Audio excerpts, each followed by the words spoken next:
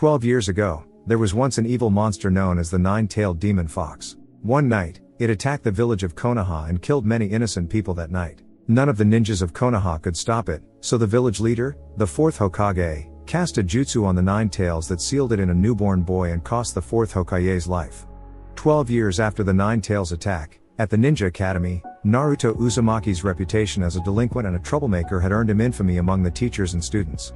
Iruka Umino, and to a lesser extent the third Hokage, were the only two positive influences on him. Despite this, Naruto continued to fail the graduation exam, which required students to demonstrate how much they had learned by performing the clone technique.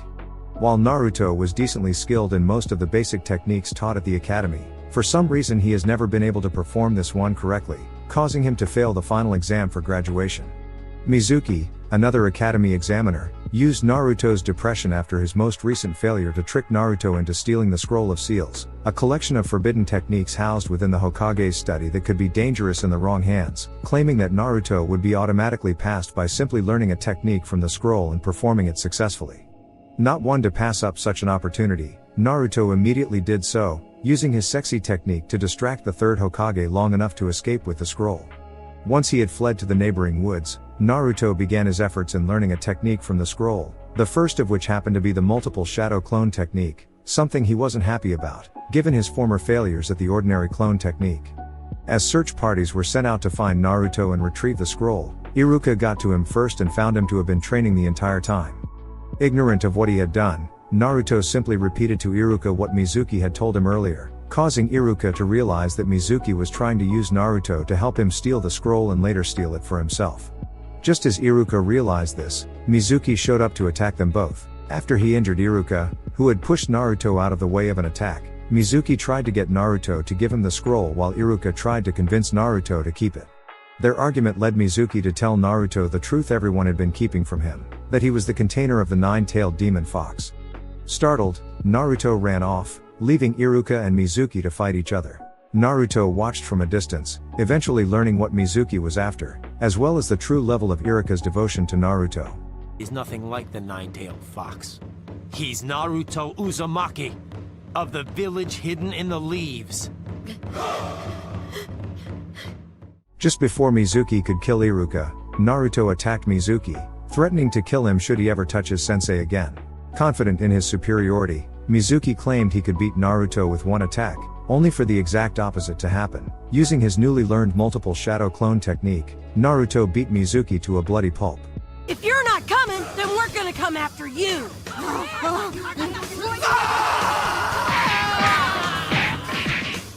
Impressed that Naruto could master such a difficult technique, Iruka let Naruto graduate, ironically fulfilling Mizuki's original promise. Upon graduating, Naruto was required to have his picture taken for identification purposes. Rather than having a standard picture, Naruto decided to paint his face and point at the camera in a menacing way. When the third Hokage learned of this, he told Naruto to retake the picture. To express his disagreement on this matter, Naruto used his sexy technique in an attempt to convince the third otherwise. Meanwhile, a young boy was watching the discussion, and used the opportunity to attempt an attack upon the Hokage, only to fall flat upon his face. His sensei, Ebisu, pursued the boy into the room and caught a glimpse of Naruto, whom he recognized as the container of the demon fox. The boy accused Naruto of setting a trap for him, and Naruto responded by grabbing hold of the boy. Ebisu ordered Naruto to let the boy go, informing Naruto that the boy is none other than the third Hokage's grandson. The boy, certain that Naruto, fearing the Hokage's wrath, will not harm him, taunted Naruto, who whacked the boy in the head due to his lack of fear towards the boy's relatives. Ebisu ran to the boy's side, informing him that, if he wanted to be Hokage someday, he should avoid people like Naruto.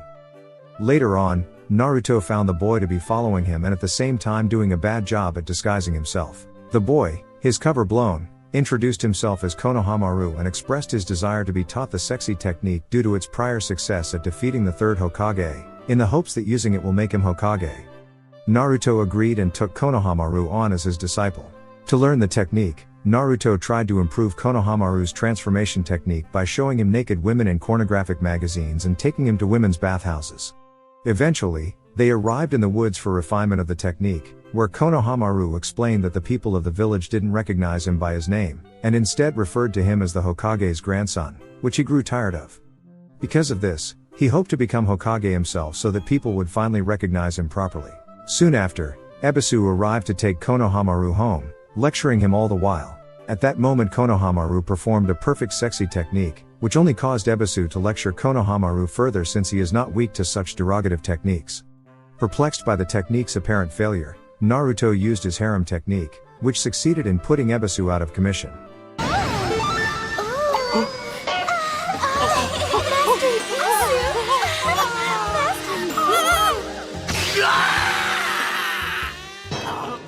Konohamaru questioned why he was unable to defeat Ebisu by himself, and Naruto replied that becoming Hokage required a great deal of work for which there were no shortcuts.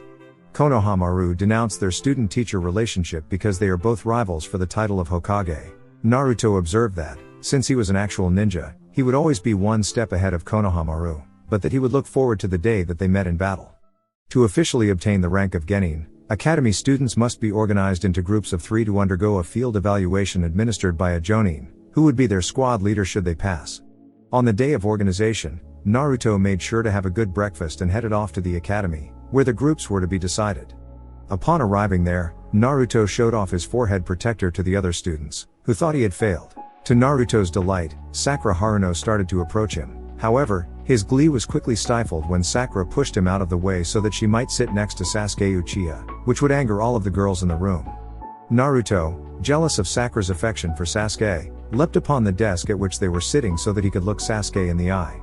To the disgust of Naruto, Sasuke, and every girl in the room, Naruto was bumped by another student and accidentally kissed Sasuke, earning him a beating from Sakura. As Naruto recovered, Iruka arrived to announce the 3-man teams, and as he started listing the members of Team 7, Naruto was pleased and Sakura was saddened to learn that the two will be on the same team. As the third member was revealed, Sakura was pleased and Naruto was saddened to learn that Sasuke was that member, who happened to dislike being teamed with the both of them. As Iruka announced the remaining teams, Hinata Hyuga, Kiba Inuzuka, and Shino Aburame were revealed to compose Team 8, and Shikamaru Nara, Choji Akimichi, and Ino Yamanaka were revealed to compose Team 10. Later, Sakura went off to look for Sasuke, ignoring Naruto, who wanted to have lunch with her. Angered that Sakura had yet again picked Sasuke over himself, Naruto formulated a plan to be with Sakura. Upon finding Sasuke alone in a room, Naruto leapt inside, where an unseen fight ensued. As things settled down, Sasuke was shown to be the only one leaving. Later on, Sasuke approached Sakura, who expresses her feelings for him and her distaste for Naruto. As the two were about to kiss, Sasuke, who was revealed to be a transformed Naruto, suffered a violent stomachache and ran off to the nearest bathroom. While Naruto dealt with his mysterious case of diarrhea, the real Sasuke approached Sakura. When she expressed her jealousy of Naruto for having no parents to tell him what to do, Sasuke stated that those without parents grow up lonely and that Sakura made him sick. Sasuke left the crushed Sakura by herself, and she began to consider treating Naruto better. As Naruto finally exited the bathroom he ran into Sasuke, and it seemed as though revenge on Sasuke's part was imminent. Elsewhere, the third Hokage took Kakashi Hatake, Team 7's reluctant Jonin leader, on a tour of Naruto's home, and the latter noted that the milk Naruto seemed to have had for breakfast was expired, causing him to frequently head for the bathroom. Soon afterwards, the members of Team 7, after a long wait, finally met their Jonin sensei, who used the meeting as an opportunity for them to get to know one another. Kakashi went first and said he didn't feel like telling them anything about himself. Naruto proclaimed that he wanted to become Hokage one day and that he loved ramen. Sakura implied that she loved Sasuke and stated that she hated Naruto. Lastly, Sasuke asserted that he hated a lot of things, didn't like anything and that he would someday kill a certain man that wronged him long ago. Kakashi ended the meeting by telling the others to be at the training grounds the next day with their ninja gear and advising them not to have breakfast. The next day, Kakashi arrived at the training grounds 4 hours later than planned. Kakashi then explained how the evaluation would work. It would be a survival battle, in which the aim was for each of the prospective students to take one of 2 bells from Kakashi. You can use any weapons, including shuriken. If you're not prepared to kill me, you won't be able to take the bells. Anyone who didn't get a bell before noon would receive no lunch, which, as the others realized, was why he'd told them not to have breakfast. He then explained that, because there were only 2 bells, at least one person would fail and return to the academy. He did, however, allow the others to use shuriken if they would like, and informed them that they would fail if they attempted the mission with anything less than the intent to kill him. Naruto laughed at this suggestion, saying that Kakashi had no talent. Kakashi rebutted this, stating that class clowns were often the weakest link and that they didn't normally pose a threat, causing Naruto to attack Kakashi before the test had officially begun. Kakashi easily countered the attack and noted that he was starting to like the team, due to Naruto's attack having the intent to kill.